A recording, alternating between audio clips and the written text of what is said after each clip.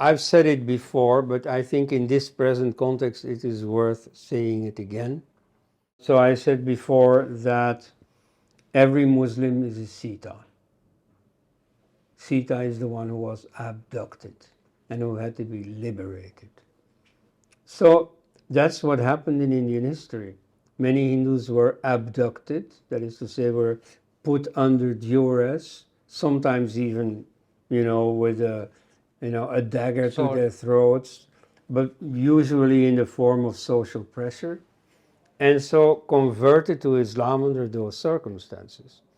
And so the Muslims you are now facing, except for a very tiny minority directly descended from Arab or Turkic invaders, mostly, you see, they are the people who were the victims of Islamic conquest.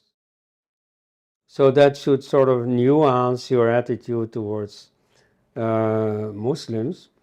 At any rate, they did not ask to become Muslims.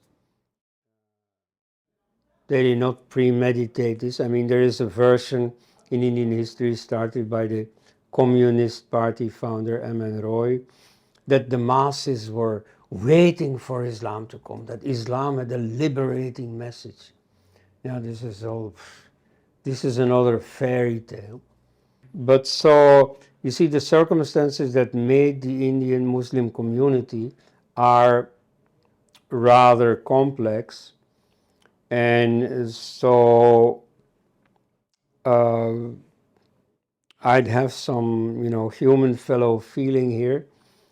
And so what should be done ultimately with the Muslim community is nothing. You leave the initiative to them.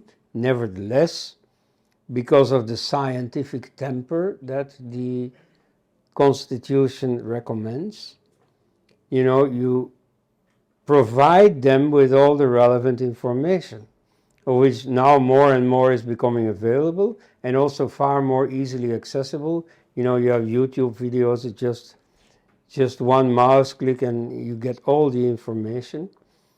So make that available to them, and they will outgrow their belief system. You see this already on a pretty large scale. In most Western countries now, you have a society of ex-Muslims. The same thing in Kerala. In Arab countries, you have the same phenomenon, but not that formalized. For that is still a bit too dangerous. But so there are scientific opinion polls conducted every 10 years among the Arab population that shows that the adherence to Islam is systematically lessening, declining.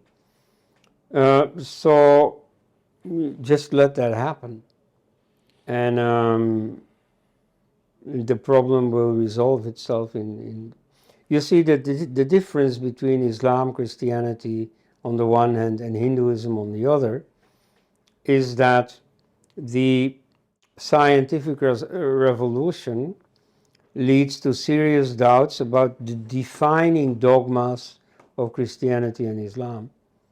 Whereas in Hinduism, yes, there is some deadwood that will fall by the wayside.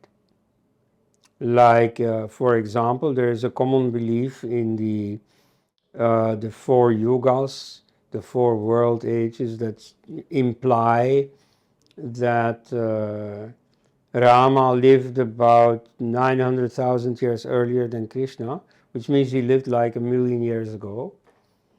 And earlier avatars that many million years earlier. Now that's nonsense. And that's based on easily identifiable, calculation error that would lead us too far. That's for another occasion. But so those beliefs, are going to be given up sometime soon.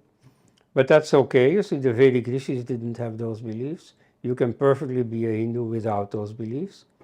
So in Hinduism, what will fall by the wayside are some extra things, some embellishments. But the core of the Hindu tradition will remain.